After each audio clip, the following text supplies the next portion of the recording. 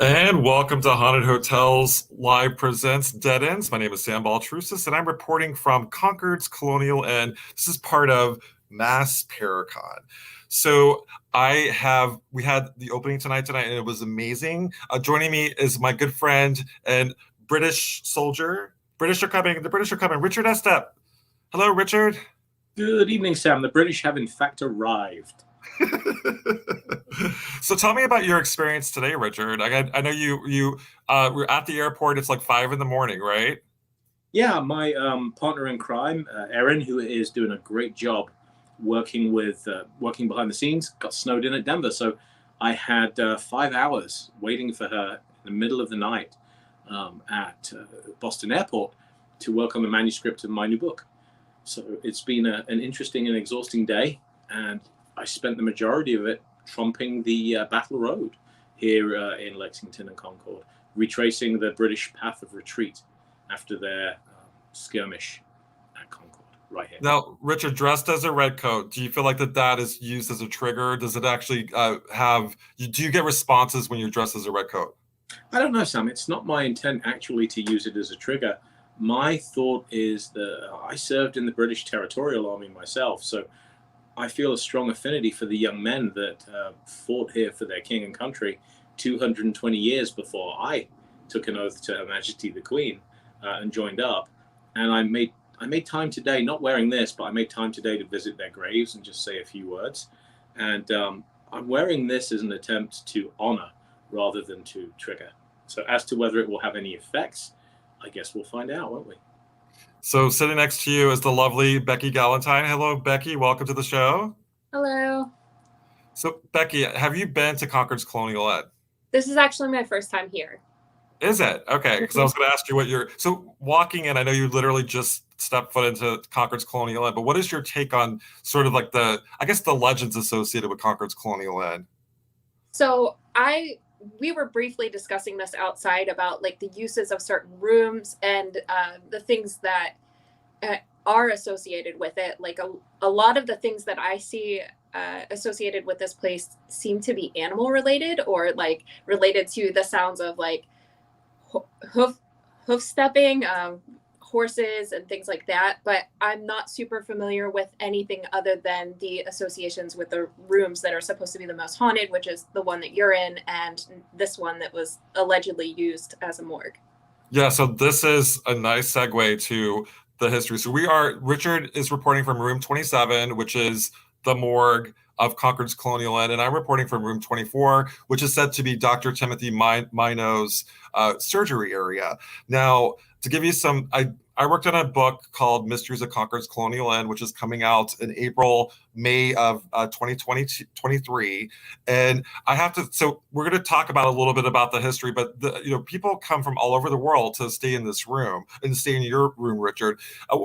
What are your thoughts on that? So sort of like taking a legend that, I mean, it was used as a field hospital during the Battle of Concord and Lexington, but the way that it was twisted over time, what are your thoughts on that? Well, my thoughts are that as I walk around, I've seen a number of places in which there are markers telling us that the body of a fallen British soldier is near this particular spot. And there's one, in fact, literally a stone's throw outside the front door of this inn. I'm unaware of any documentation or any supporting evidence, though, to confirm the idea that the bodies of British soldiers were ever brought into the inn, let alone this particular room. So that's not to say it didn't happen or did happen. I think it's one of those stories that we will never be able to verify or discount. So the room that I'm in, room 24, was investigated by the team from TAP's Ghost Hunters. And a lot of people remember that there was a slamming door in that episode, in that investigation. And tonight, we're going to kind of test out that maybe we can have the door slammed by the spirits. I will say, having stayed in this room multiple times, that there is definitely energy in this room. What happens, and maybe I don't want to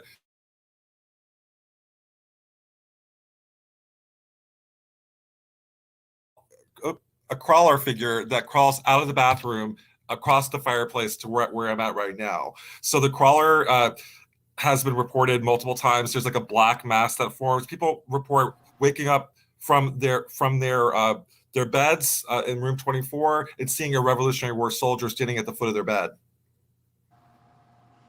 That's a fascinating finding, and I would say ever so slightly terrifying as well. Now, you're a brave man for spending the night up there alone yourself, Sam, and I wonder whether me with my red coat or you with your crawler, which of us will have a nocturnal visitor this evening? And so people that are visiting Mass Caricon tomorrow, we have all day, we have lectures, and we have a table set up at Concord's Colonial Inn. The main portion of the inn dates back to 1716, and we'll talk a lot about throughout the day about the different characters. One of those characters is Ami White, and that's something that I talk about a lot in my book. Ami White owned the east side of the property, and Ami White was part of a major controversy in the Battle of Concord and Lexington. He killed 2 British soldiers. Well, we know at least he killed 1 British soldier, took a hatchet, and according to the British, scalped the British soldier in cold blood, and actually scalped him and took his head and said, like, look, I killed a redcoat. I killed a redcoat.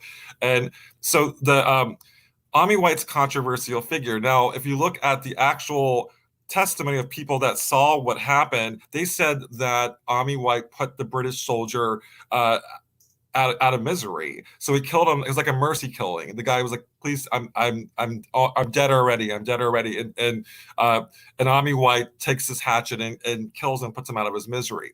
Now, the reason why I bring this up, Richard, is the crawler on the floor. I have a strong feeling it may be something tied to Ami White. And when I say that is, the thing, whatever's crawling on the floor doesn't have legs, almost like it's a wounded soldier. And at first, of course, when I first encountered this thing and people talked about it, I'm like, maybe it's a non-human entity. But now I'm like, maybe it's a wounded soldier that's trying to beg for help. I mean, that's an interesting theory, Sam, and I'm not entirely unconvinced by it. Let me just say that. If one were so spectacularly wounded as to lose one's legs, you'd hope they would be tourniqueted, though, and you would hope that that person would be. They couldn't sedate in those days, of course. You know, there weren't the medications that we have right now to deal with that kind of pain. But would they have been given intoxicants, rum, grog, those kind of things to dull the pain? Would that then cause such a wounded man to fall onto the floor and crawl incoherently, perhaps? Yeah, so those are the types of things that tonight, as we go through the investigation, I want to maybe reach out, maybe find some answers. There's a woman that's been reported by multiple people, and we're about to have April Busset, who's also in the room with me. We're going to go live and maybe communicate with some of the energies that are in this hotel. It sounds to me as though we're going to peel back a layer of the onion that is the Concord Colonial Inn tonight, and I'm very much looking forward to it. All right, so we have, I just saw them pop in. We have Ron Yacovetti and Lourdes Gonzalez. Hey guys, how you doing?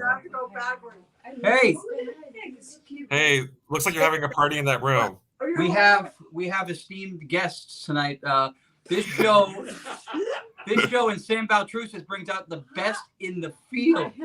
Hi, everybody. We are here holding our breath. Bob and Sandra Bandoff from Barefoot Paranormal. Hi. David and Chrissy from Our Haunted Lives. Patty Patty Negri. Negri from The Witching Hour, Ghost Adventures. So we have celebrities in the house. So with me, so I'm going to point out my group too. So right behind me, April, can you come to the light, April? Come to the light. Hello, everyone. I'll just say something. Sure. So earlier when I was driving here, I was picking up that someone, well, it was me in bed, seeing soldiers in front of me, but I'm seeing somebody else this happening to, so it's going to be Sam. Yay. But can I tell you something else I was picking up earlier too? What? About that female you were talking about? Yeah. I'm picking up the R name, and I kept picking up R. Alex, so I thought it was like a Randall or something associated with her. Okay. There's 2 other males, and this is somebody that knows her that did this. Yeah, I think so too. Yeah. That's. I don't think he did it with his own hands, but 2 other males were involved. So give you some backstory. So in my book, Mysteries of Concord's Colonial Inn, I communicate with a woman, a female spirit that kind of presents herself over and over again. And actually, Patty Negri, who was just on, she picked up on this woman too, and so has April. And the thing is, this woman is from the 1960s. So, and I'm not going to name names out of respect for the family, but the one, and to give you some backstory too, when I was working on this portion in my book, I did reach out to Richard Estep. I'm like, Richard, what would you do that the family members are still around? And he's like, Sam, just you can write about it, but just kind of do it with respect and don't name names. Yeah. So I decided not, because I actually got a name in my research, but there was a woman that goes missing in Lincoln. It's sort of like the mystery that haunted, kind of like the Gone Girl mystery. She goes missing from her home, and she was known. She was a housewife, and she was very intelligent, and so she was really well liked in the community. So she goes missing. They saw her walking down the streets of Lincoln, heading towards Concord, and I believe that's the woman.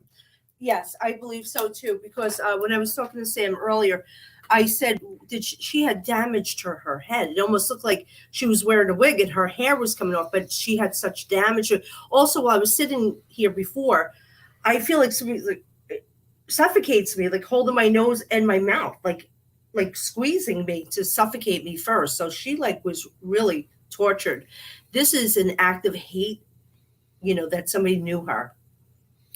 And so I don't want to give too much away, but to give you some backs to validation for that. So the woman who I'm not going to name, her strongly believe it was someone. So she came from a family that she reported abuse against her from this family. And I feel like that she was going public with it. And then the family members killed her. Yeah. Yeah. And they tortured her. And the way they killed her, you could tell that, because she's almost like, I almost feel like I'm scalped. I feel like, I mean, I know it's graphic. I apologize, but this is how they show it to me. Because at first I thought she was wearing a wig and her wig came off, but it's actually her head or her scalp comes off. So, I mean, I know that's horrible, but I keep seeing the man behind it that she knows. This is an RA name. And there's two other males that I think committed the crime. But the one male knew her. Yeah, and so she was going to go public, and I'm assuming it's maybe one of the abusers, and the kids too. Yeah. So, with that said, I mean, I don't want this to be fully. We have a lot of Revolutionary War soldiers and other things to talk about, but this woman and her identity is really important to me, and hopefully we can maybe get some answers to her case as well. So, are we able to bring on Ron and Lourdes again? Coming back to us. Hey, we are. Hey guys. I was just crying. Sorry. No, don't cry. Super emotional. This is very close to you. It really is. And the reason why I did assemble a group of people. So Mass Paracon is a convention. It's open to the public. But I kind of psychically put the feelers out to get a certain group of people together to hopefully help this woman, but also help the energies or spirits that are in this end. Right on. Yep. And so Ron, in your area, so I know that earlier you were running your method earlier, and you picked up some evidence before. Can you tell us what some of the evidence that you picked up?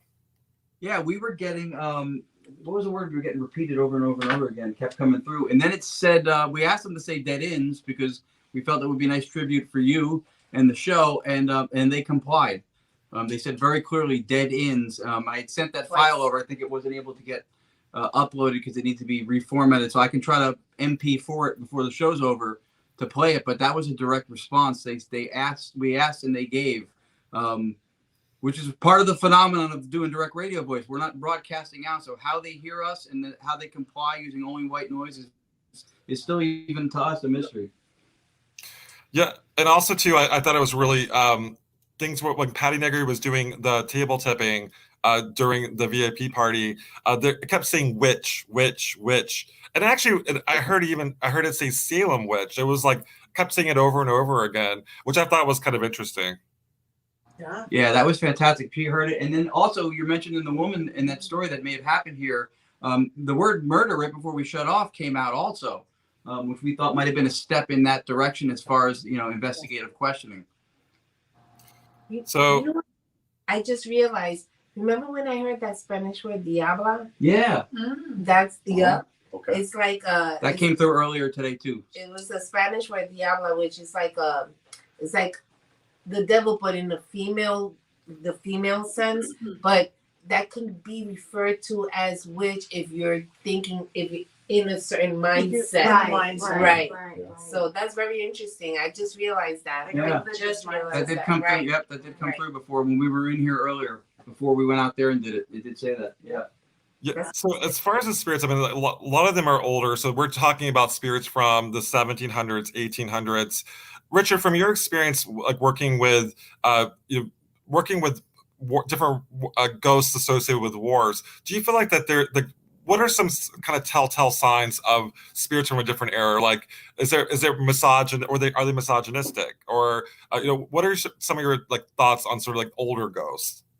I think it's important to remember that every human being is a product of his or her time.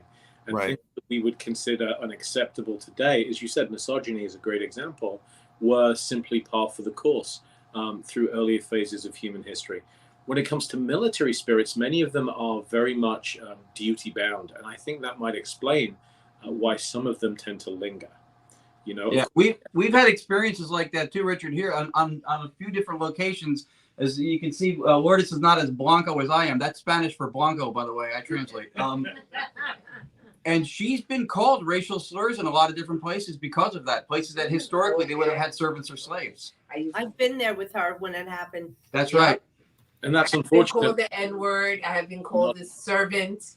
Absolutely, yes. Wow. Yep. And in one instance, I was called the servant, and then we went back months later, and I said, mistakenly, am I considered a free woman or a slave? And the spirits corrected me and said, servant. Remember that? Yes, I remember. Oh, yeah. Interesting.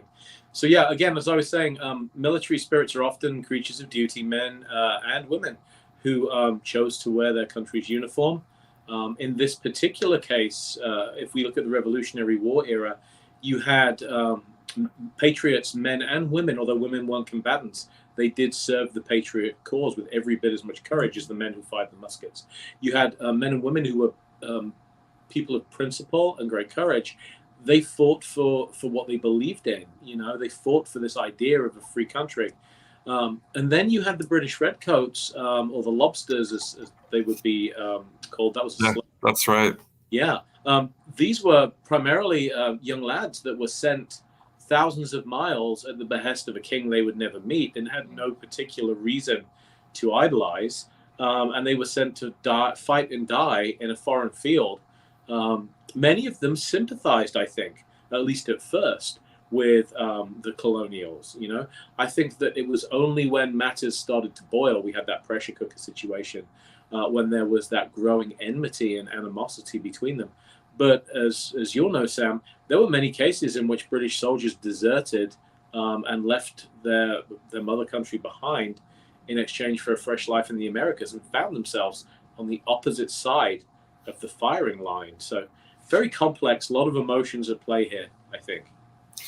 I definitely the British. I actually sympathize a lot with the British. I know that's kind of like a unpopular opinion, because I feel like that this is sort of like made to sort of like say yay the Patriots, but the loyalists and the people that were the British soldiers, they lost a lot of lives as well, and so I sometimes I definitely sympathize more with the British side, if that makes any sense. Maybe because I'm friends with Richard. And I appreciate that. I sympathize with the people on both sides here. I don't think there are too many villains in this particular case. I think what we have is two opposing ideologies which collided. And unfortunately, of course, that would happen again after the Revolutionary War with the Civil War. And it happens today as well. We are still feeling the after effects in many ways of the history that began nearby here on Lexington Common. So April, this kind of reminds me when April was picking up energy outside, you felt like that there was an energy kind of like marching around the property, but it can't Yes. come in. This when you first invited me to Mass Paracon, the first thing I saw was a soldier or a man in uniform that just circles the area around this hotel, and I feel like he can't get in. He's not harmful. He's just like protective, but he can't get in. So I said to Sam, "Did somebody do like a spell here, or to keep the ghost in or out, because he can't get in?" So you said they did do something here, correct? Yeah. So in this room, so I'm in room 24. We've actually found what looks like occult practices. So there were things like etched in the carpet here. Oh. So there was like a witch ceremony. Oh, okay, So like a ritual. And we actually have the Good Witch of Hollywood in our audience or on camera as well. So I don't think it was necessarily bad, but it actually may have banished something. Yeah. It's not. It wasn't done in a bad way. It was to keep the ghosts out, and it keeps him out. But this guy's not a bad guy. He's actually just very protective. So Patty Negri. Yes. Yeah, so we actually found what looked like there were remnants of a Wiccan ritual done in my room 24, and it was etched into the carpet. And what are your thoughts on that? So a lot of times my first impulse was that they were doing something bad. They may have conjured something, but do people also do that as well to sort of for protection as well? Oh, complete for protection, for movement, to create things, to move things. What did you see? If you tell me what you see, I might know a lot more information. Yeah, so it's basically the witch symbol. So it was the pentagram. Pentagram. Sometimes they do invoke the spirits to bring them out. Yeah, because in itself, if you see the pentagram, that is not bad. It's air and fire, and water and earth and spirit. It is bringing balance to a place. Now, a way oversimplification is if it's points up, it's going for good magic. If it's point down, it's going for bad magic. Okay. Now, that's a way oversimplification, but it No, works. but that's good though. I mean, I actually didn't know that, but I actually showed the picture. I had a picture of it, and I showed it to multiple people, and they said that they got good from it. But I also think it actually may have banished the energy. Banish spirits from getting in. Yeah, Right. You could certainly banish things if something was going on that they didn't like. It's protection, it's banishment, it's creation, it's everything that we would do. But we're a witch or a Wiccan or whatever you want to do, is you're taking fate into your own hands and directing it. It's not like, oh, the wind blows me here and the wind blows me here. No, I'm putting up my sails and I'm directing that. Yeah, your intention. Like where it's going. So we're going to actually run. So I actually worked at Concord's Colonial Inn for almost 6 months while I was writing my book, Mysteries of Concord's Colonial Inn. I did a sort of a late night tour of the inn when I was working the overnight shift. We're going to run that clip. Yes. We are in the lobby of Concord's Colonial Inn. This is the location where the woman walks through.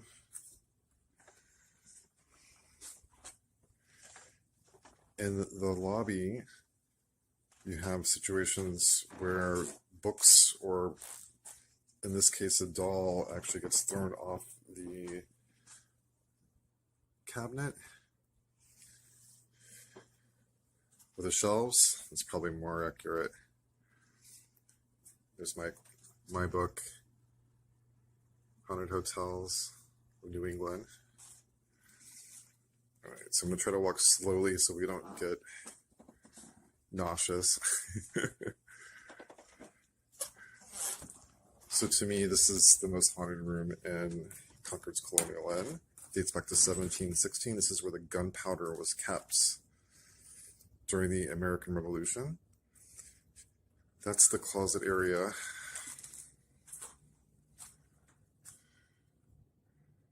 That we talked about earlier.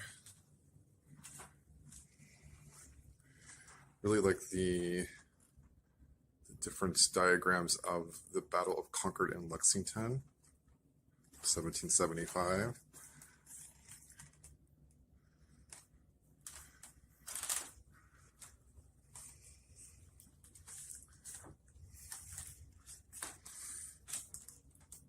This wing over here actually is the Thoreau wing.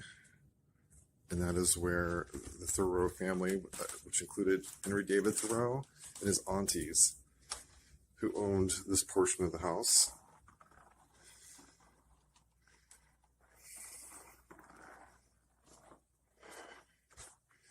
This is the actual Thoreau room.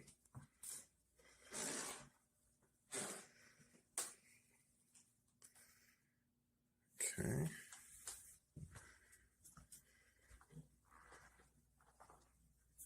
And it is too dark, but this is the Merchant, which is our dining establishment. Here is Merchant's Row.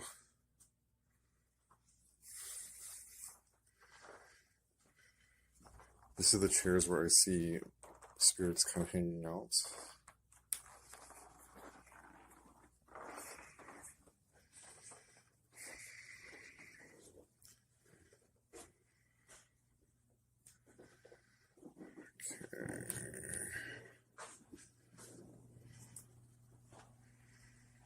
I have seen a shadow walk by that window when I'm working late at night. Kind of creepy, huh? This is an old cafe that's been closed for a while, but I definitely have picked up energy in this room. There was a piano in here before. It's now kind of used as storage, but it was active for many years as like a little cafe, like a coffee shop where you can have high tea.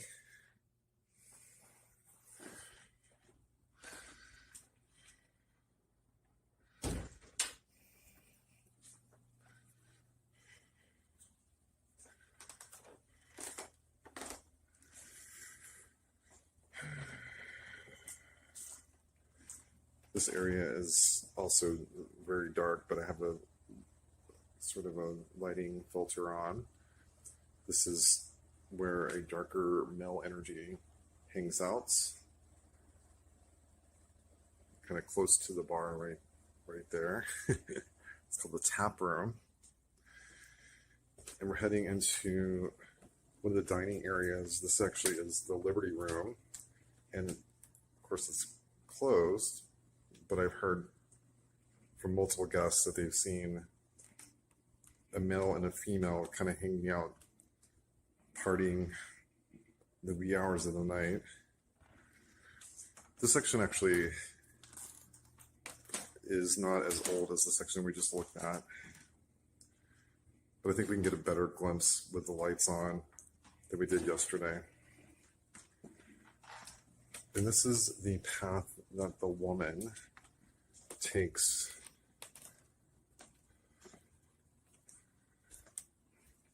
She's, from multiple counts, she's in her 40s. She has salt and pepper hair and the saddest eyes you've ever seen. She just walks by, heads into this room. Some people say she just sits in the chair and looks at them. This chair also is occupied by a man wearing a top hat. When I first worked here, it appeared to have a man with, you can see his legs and you can just kind of see his shadow sitting in that chair. When I went over thinking that there was a guest here, actually there was no one there. So,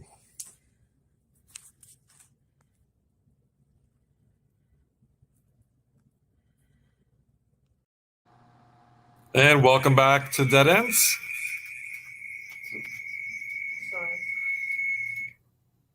So welcome back to Dead Ends. So that was my midnight tour of, actually it was 3 a.m, of walking through Concord's Colonial Inn. So turn off. Okay. All right, so Richard, I'm gonna actually pass it over to you, okay? Okay. Thank you very much. One of the things that I would very much like to do is get the opinion of my colleague, Beckie Galentine. Beckie, you just arrived here this evening. You haven't been in the town all day wandering around as we have. You pushed very hard to get here, I know. As you walk into this inn, does it have a particular, I don't want to say feeling or sensation, but does it have a particular resonance for you?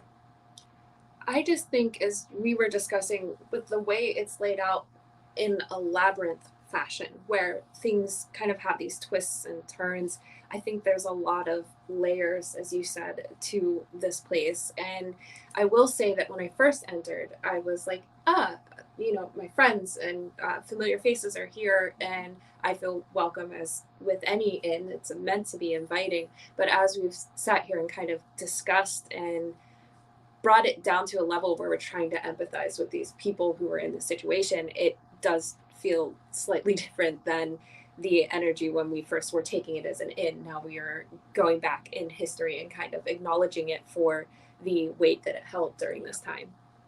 Yeah, I mean, this isn't a Comfort Inn or a Best Western. Mm-hmm. I think there's no exaggeration to say that the heart of North American history, of United States history, was born right here. It was written in blood and flame on these very streets outside. And how can that not affect a location? How can that not leave some kind of residue that's almost tangible?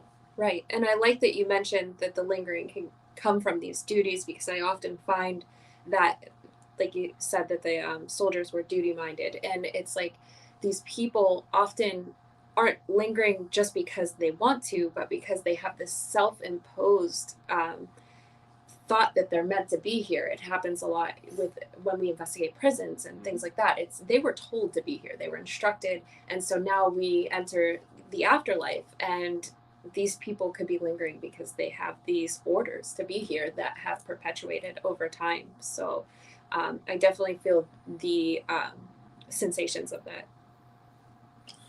All right, so we had some technical difficulties earlier, guys. Sorry, but so in our room we're going to start working on the Estes method, and so we have April Busset, who is working with our good friend Joe, who's sitting in the hot seat. So we're going to try to turn the camera on to Joe, and let's ask her some questions.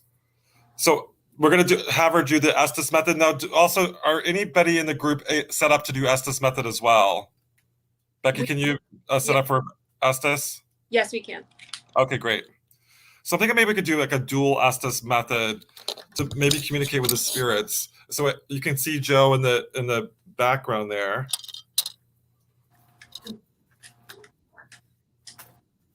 Is she rolling? Nope. Ready? Okay, ready, Joe? Yeah. Okay.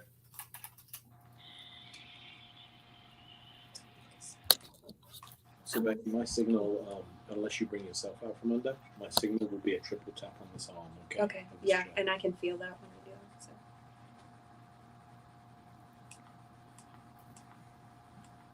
All right, so the lights, there you go. Okay.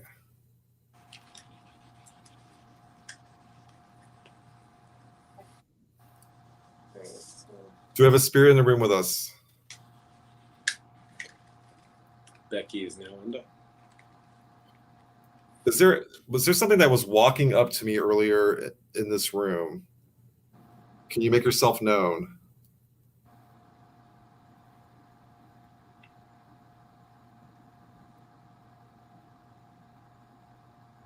Can you communicate with either Becky or Joe? Window. Hello. Are you at the window? To whom are we speaking? Hi again. Hi again. Do you know one of us? Have you spoken before? 7. 7. Deep growly voice. Oh, growling voice. Down. Passion. Down. Hmm.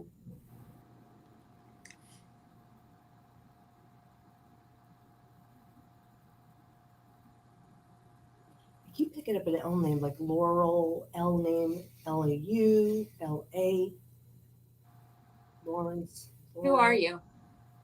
My name is Richard Estep, and I'm an Englishman who came to visit. No. Well, Who let him? let who?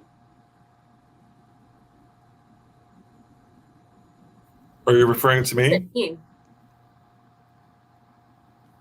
Is it my apparel that you object to?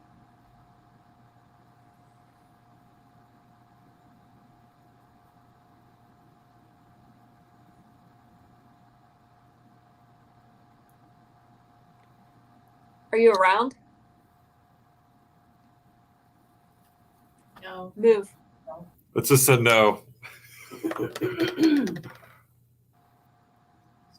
Are you going to be visiting us tonight? In the most haunted rooms? Leave. I'm here now in room 24. We'll leave in 2 days, but we'll be okay until then. It just said don't stop. Or Joe just said don't stop. Who is that?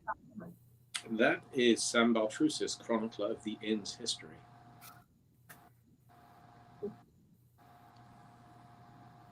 Do you know me? Cannon. Say. Are you referring to the cannon that were hidden that Make them go. that the British came to find? Get out of here. I'm feeling that too, what she just said. That some of the spirits are wanting us to go. What the are you doing? Wait, people. Wait, people.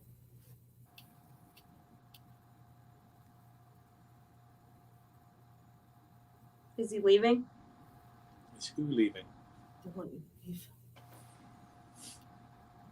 I belong here. Run.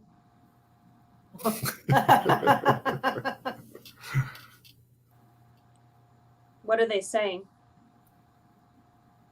Do you want Sam to leave?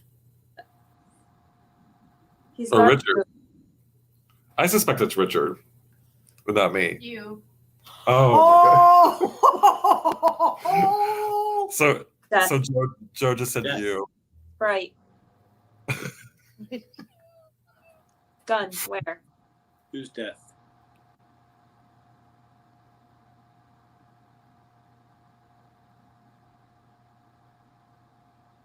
There's different layers of energy here. Should.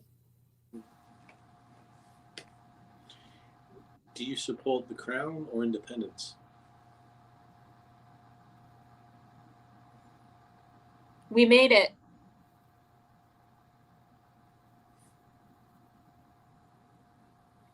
King or constitution? Move out. I spent a lot of time in this room, multiple nights here. BS. BS. It's a woman's voice, but you can't make out what she's saying. There's a woman's voice. The BS. What is your name? I have spent multiple nights in this room. What's I the worked woman's here. name?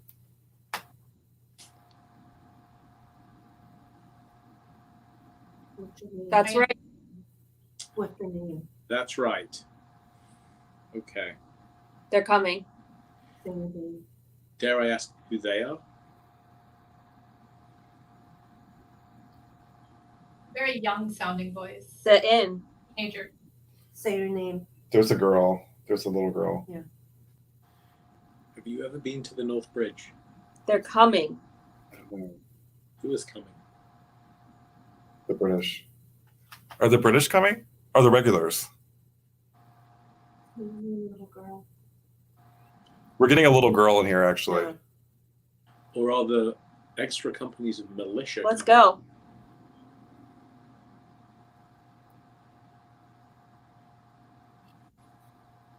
Not yet. Not yet. So let's pull in and Ron and his group, Ron and Lourdes' group. Coming back. Because I want to Hey, say, We're having our own party. hey guys, we've been running direct radio. and what are in you the getting? room. Patty's been getting answers like a job interview. It's been unbelievable. We all have. They say how many of us Are they ill? there? They think a minute and then they say, hey. They gave us the exact amount of people in the room. They said, keep talking. I said, how do you hear us? And what did they say? Memory? Memory. Memory. They Yeah. named almost Memory. They everybody. named almost everybody in the room. Yeah. I had my hand on the door Hey, Becky. and I was like contacted with you of when they were coming Yeah. through. And I said, and "We're- she we're goes, they're coming." coming. And you go, they're coming. Yeah. Tonight. Yeah, it did roll call pretty much. Yeah. Well, apparently the spirits in our room don't like me and they want me to leave, and I'm full of BS. Come over here. Yeah. I want to go to the party room. I know. I think I'm ready for the party room. So Ron and Lourdes, guess what? So your area is the non-haunted area, but as you can see, there's Not right? anymore. Not anymore. I think it's the collective energy. I I'm think hearing French more people phrases. here. Yes. Yes. So- Yeah, I do Yeah, believe that. We multiple believe that French Morphic phrases residents, that I can't residents of all people living past, them present, French. future, who's in the room is part of the equation, part of the process. And we have, we know these people. This is an amazing group of people sitting in this room. So So I- Beckie is part of what we- multiple phrases spoken in French, but isn't Oh. able to translate. that's really important. So you're not able to translate, Richard? I'm not, I'm afraid. So Ron and Lourdes and your motley crew of investigators. you play the hand you're dealt. Yeah, so we'll check back with you guys. I want to figure out what's going on with the speaking French. Okay. This has literally all been in French for like several minutes. All right, so Beckie, it's really so. Can you remember any of the French words? I can't. I've taken 8 years of French, and I could just hear bits of like French conversation. Like it was a woman's voice. I try not to give too much credence to whatever it is, but then there was like a man, so it wasn't just like one like French thing coming through, but it's just like I could hear like le cirque, like certain words that were coming Like through. it's a circus. Like yeah, so like it's like what you guys are doing, or it's like a circus. And like names like Annette, and I'm like, this is definitely like French speaking in a French accent, and like I can understand French if it's in front of me, but I'm like, I know these are French phrases, but I can't repeat them without mispronouncing them. All right, so April. So Joe said a few things during this time as well. What did she say? Oh gosh, I went out of my head. Grissom. She said leave. Right, she said leave. So the spirits in our room are a little more aggressive than other rooms. They want Sam out of here. They want me out of here, but I have to stay here the whole weekend. Yeah. This is my event, so I'm going to be here. Oh, what was that, Joe? She had a little girl earlier too, but she couldn't make out what she was saying. So a couple of the things stood out to me about what Beckie said. One is that she said the words "hi" and "BS." Those are both very modern idioms. You know, language changes. "Hi" is not that new. "BS" is certainly, fairly recent, I should say. The other thing is she said "move out," and "move out" is something you would say to a military unit. It's something that an officer or a non-commissioned officer would say to the men, "Move out." I don't think it was necessarily telling you move out of the inn or your room. Thanks. It may have been commands that were being relayed. Joe just said, "I don't think." It definitely felt like what I was hearing was not communicating with us. It sounded like they were almost like you could imagine someone just sitting in a corner, like talking behind us almost. Like it didn't feel like they had anything that was responsive to what was going on. And while I was doing this hasn't happened before, but I don't know if you guys could see it, but I was like rocking back. It felt like something was pushing me back in the chair. Yeah. Well, Is so it my turn? Is it my turn?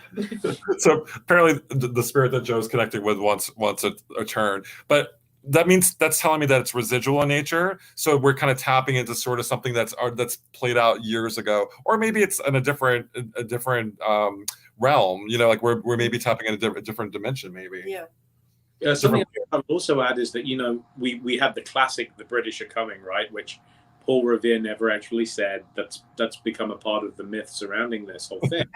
What But did he say? on the morning, The regulars are coming. But hey, we don't even know if he said that even. no, we don't. But the point I'm trying to make is that on the morning of the battle, one of the reasons that the British suffered such ignominy and the defeat on the road back was that who did come were the many companies of Minutemen and militiamen from all the surrounding towns, like Acton and places like that. So maybe this is a case of our backup is coming, and when they get here, we are going to stuff the redcoats. So I think we should go ahead and tap Joe out Okay. and see, maybe get Joe's impressions on what she's connecting with.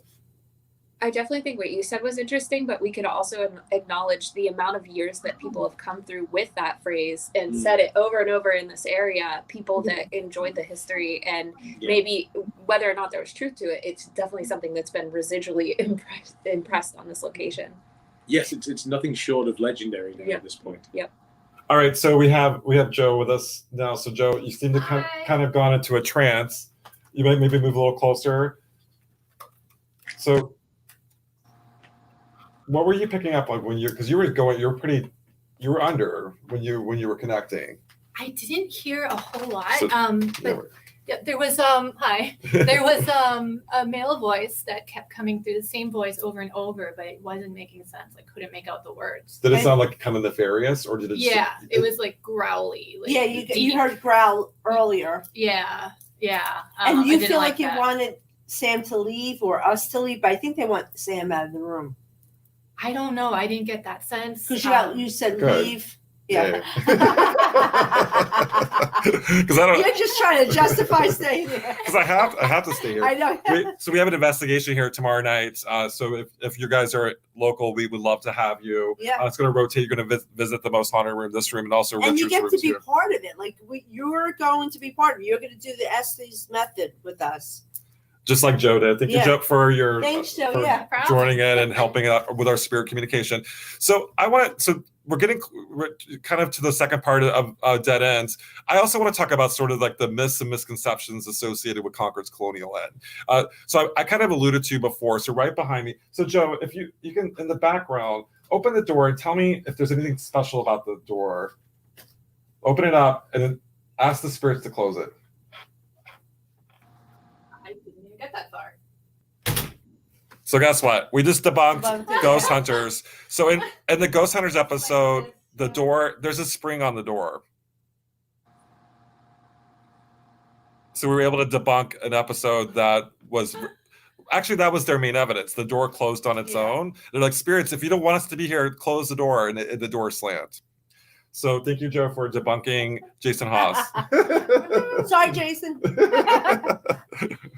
But I will tell you, there's something over in that bathroom. Yeah, there definitely is something in this room. Yeah, that's really creepy. I don't know how you're going to go to the bathroom by yourself. Well, so and every time I do this, it kind of shuts out, and so I'm kind of worried about doing it. So it crawls from the bathroom past the fireplace to where I'm at right here. And every time I show it, and people have picked up black masses in this room as well. So there's something here. But guys, so since that we kind of established this may or may not have been used as a surgery area, do you feel like that maybe we're dealing with a thought form here? I think it's possible that if the story has been told frequently enough, this is the way thought forms tend to work. If you would inject enough energy and intent and repetition into a story, it does take on a life of its own. Yeah. So I do kind of wonder. I wonder about this whole portion of history. Sam, you're the expert on ghosts of the Revolution. Have there been any sightings of the riders, such as Paul Revere reported? Well, that's a good point. So in the book, I actually talk, but I actually interview you for it. So you kind of, so the people report Paul Revere, and the irony is, or the part that doesn't match up is Paul Revere actually never made it to Concord. Right. Paul Revere has been reported not only in the inn, but reported out Monument Square, which is right outside of Monument Square, on a horse. So you see a ghost horse and a ghost Paul Revere. And I asked the people that claim to have seen Paul Revere, and they're like, no, it's definitely Paul Revere. It's definitely Paul Revere. And I'm like, well, he actually never made it to Concord. Well, and also Paul Revere's horse was taken from him when the British released him. And that kind of feeds into the fact that we all know the story of the Midnight Ride of Paul Revere, who got a great PR deal out of that because there were two other riders and an entire network of riders that deserved credit for waking the countryside. But if that story has been told over and over again, here we are. People are seeing Paul Revere when he has probably no involvement with the area in which he's seen. We do know that before the Battle of Concord, I mean, Revere was around, right? He was performing various clandestine tasks for the Patriot cause, but was he making this epic ride? Absolutely not. But in this particular case, the thought form, I think, probably comes from the number of people that expect to see him and have created him. So this room is so literally right on top of you and Beckie. So like I'm on the second floor. You're on the first floor. Your room was considered the morgue. This was considered the surgery room. To be honest with you, in 1776, it was only one floor. So that's incorrect. So this did not even exist in 1776. But I will say that this room has been investigated over and over and over again. That it somehow, I feel like that it may have either lured the energies to the room or has created the energies in the room. Beckie, what are your thoughts on that? So I know we talked a lot throughout Dead Ends about thought forms, but just kind of like looking at this, do you feel like that thought forms may be more nefarious than even actual spirits? I think it's just more unpredictable because you're not exactly sure what you're interacting with, what the intention of it is, because you might be able to say you and a group of people that you know and trust have been investigating a location, and then this thought form is created because of this. That's one thing. But when people are going in and who knows what they're shouting in that room, expecting, what they're calling upon, going in there and asking for, let's say, people have gone in that room and asked for the doctor or the surgeon over and over again, trying to receive this information. Who knows what they've lured, like you said, lured into that room.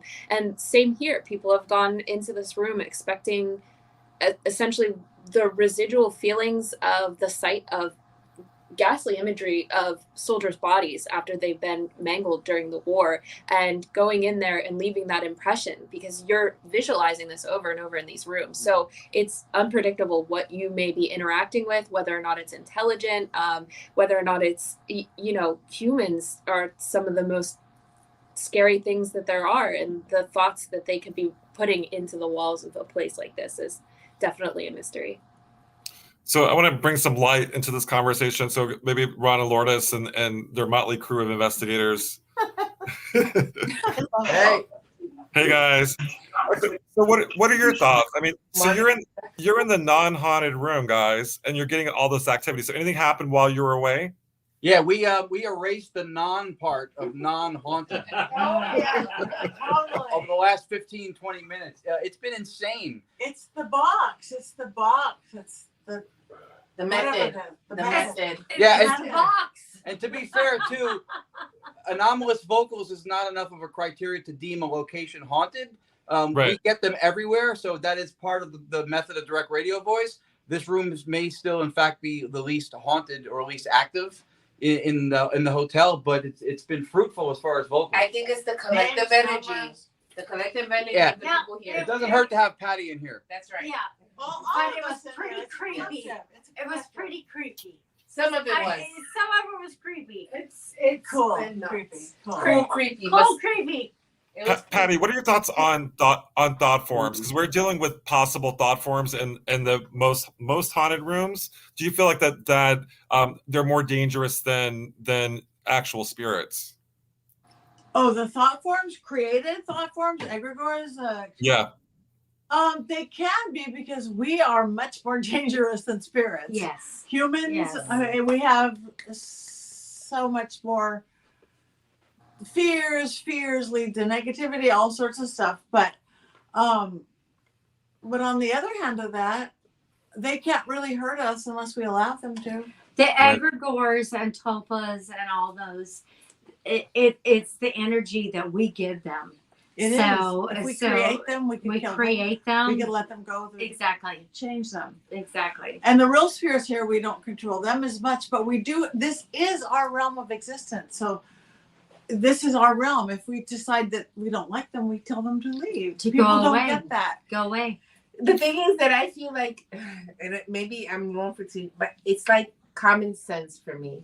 You know, we live our lives a certain way, and that's what we get back.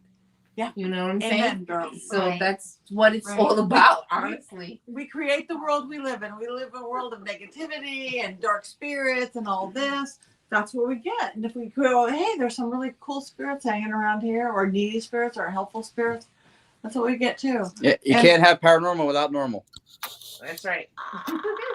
I like that. I like I that. like that. I like What that. normal? Ah, that's such a scary word. Normal. There's no normal. There's no normal. So We make I want to. Barney brave and All right, guys.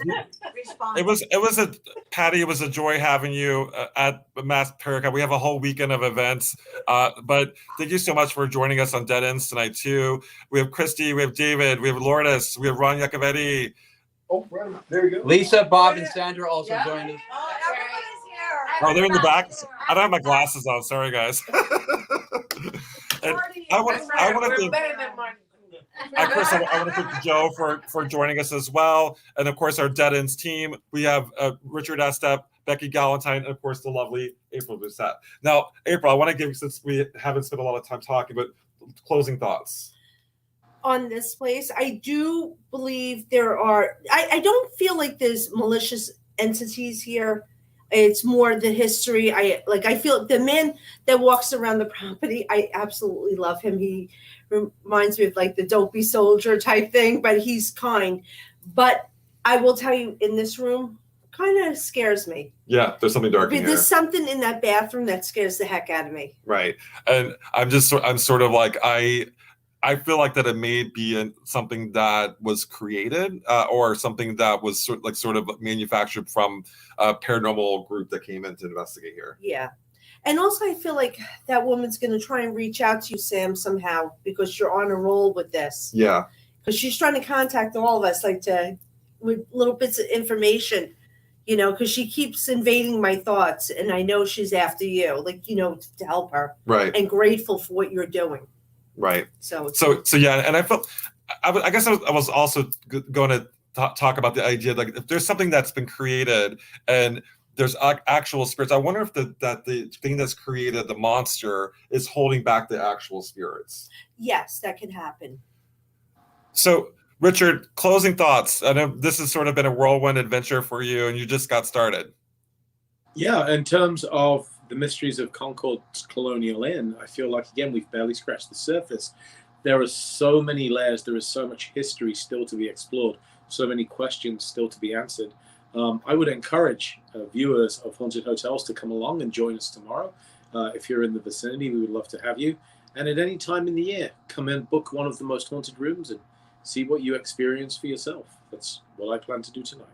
And I actually loaded a picture of you and I together. So Richard and I investigated Fort Mifflin with the group that while I was writing his book, and people love that photo. So I love that. I just so wanted to.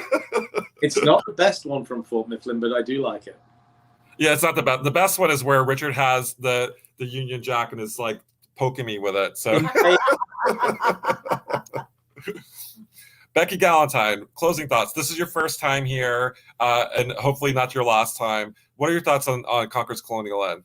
I feel like I do not know the place enough to make any. I feel like in the conversations, it was just not that I'm not familiar with the history, but I don't know like the spirits here enough, because it was like the conversations that I was hearing or the phrases I'm hearing are just like, we're not ready to like come out and completely express ourselves yet. And maybe it is because I'm new here, and I find that it takes a little bit of time getting acquainted to it. I will say I agree with you with going forward with the facts and seeing how much of this has been fabricated or created, and how many years, because this place has had a legendary status as being a haunted location for so long, and so many investigators, so many people who aren't investigating but coming in with these impressions have left them here. So I think it would take a good couple of rounds of investigating to really look at it. And of course, you've spent so much time here that you have an idea closer to that picture.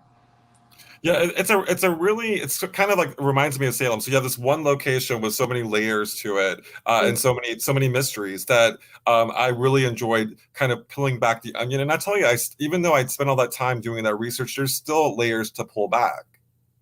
Yep. Definitely a lot of hidden history with locations like this, things that, we can only speculate because they didn't write it down. So that's why we're here doing what we're doing. And Beckie, so something that I also, you're sort of the social media person that I go to when it comes to fakery during investigations. So the door being used as evidence of slamming shut during the investigation. Have you seen that before on social media? I have seen a lot of fishing line on social media. For some reason, people don't seem to see that. So I have not seen the springs being utilized the way that they would be in that room. But a lot of people on social media tend to just blindly look at something. And it's like, if you actually save the video for a second, make it a little bit brighter, you can take a closer look at that. But it seems to be people want the instant gratification of not looking into something, and they're like, wow, that's authentic, instead of taking 2 or 3 more seconds into looking at it and debunking it. And while it is like, exciting to us to see something that's unbelievable, we still have to ground ourselves and look at these things. And that's why I'm thankful to be working with people who are going to look at that and say, I'm here in person looking at this door, and this is what I'm experiencing. Yeah. And before we go, so Richard is the go-to guy when it comes to haunted hospitals. And we kind of touched about it on the topic throughout this edition of Dead Ends, Richard. But, if it actually was used as a hospital, we do know that Dr. Timothy Minot actually did do triage here, but we're not even sure if the spirits died here. But why would a place like this be haunted if it was in fact a hospital? Absolutely. And I think triage is sorting those patients out that have a chance of survival from those who didn't. And those that don't have a chance of survival are generally, at least during the era of Musk getting shot, they were put into a room or a fenced off area, an enclosure, and just left to die, made as comfortable as they could. So it's possible with the number of casualties that came in, that some of that took place here. Certainly, though, the men that lived, the men that had wounds, probing a wound for bullets, putting tourniquets on, straps, things of that nature, immensely painful, immensely traumatizing. And for the British soldiers, the worst thing is it was happening 3,000 miles from home. It's said that every soldier who dies on the battlefield, his last words are to call out for his mother. And there is a lot of truth to that. So without getting into the whole field of crisis apparitions and things of that nature, we can definitely assume that some of the physical trauma led to emotional trauma. And when we find severe emotional trauma, what do we get? Hauntings. Mm-hmm. Exactly. So something I wanted to point out too, like when you were talking about the idea of like being the triage and sort of like digging out the musket balls like that are lodged into these people. So in Boston, we have a mass grave of British soldiers from the Battle of Bunker Hill, and that's also allegedly haunted too. And it's right by downtown by Boston Common. Well, the thing is, the bodies were dumped on top of each other, and they were missing arms and legs. And the reason why is because of the unsanitary conditions of medical care back in the 1700s. Yeah, medicine was very, very rudimentary back then. If we say the word surgeon, it conjures up images of men and women in scrubs, with pristine operating rooms and anesthesia. In reality, surgeons back in the era of 1775 were maybe one step removed from butchers. Through no fault of their own, the tools, the techniques that they had, we would consider very primitive today, borderline barbaric. So it was a brutal process.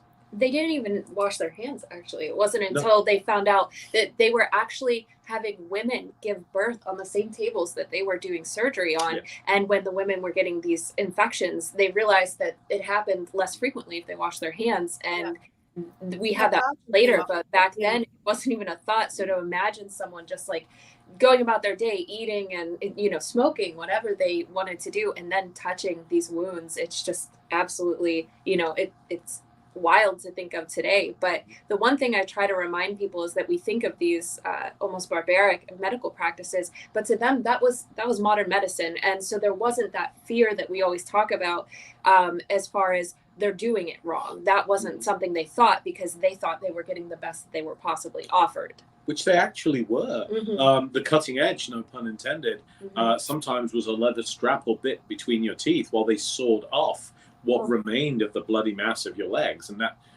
that may be what you're looking at with the creeper in your room, Sam. I don't know. Yeah, and that just actually, like when you were saying, it's like that's it, Richard. I mean, like that to me, like the savagery of the medical treatment is going to leave a psychic scar on this land and on this property. Well, certainly that would make sense. And we have the emotional trauma again that just revolves around all of those events. And this continues to be a well-trafficked area. When President Grant in 1875 came for the centennial, thousands of people flocked to Boston, Lexington and Concord. They came in, they were talking about the events, they were taking tours, the same stories were being told. So Americans have been talking about the events that happened here for more than 2 centuries. That's a lot of energy to inject into a fairly small space. And one of the biggest discussions over, especially locally, is did it happen in Concord or Lexington?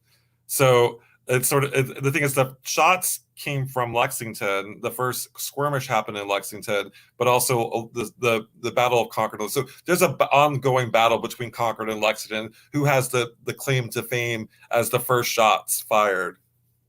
The shot heard around the world. Absolutely, there is. So I personally think that we should split the difference and put that somewhere along the battle road about halfway. So I have a feeling that I'm going to make a trek out to the Old North Bridge later tonight. But anyway, this has been an amazing edition of Dead Ends. I really like the focus on the history and also some modern stuff as well. Yeah. So thank you guys so much for joining us on Dead Ends at Concord's Colonial Inn. Have a great night. Good night, everyone.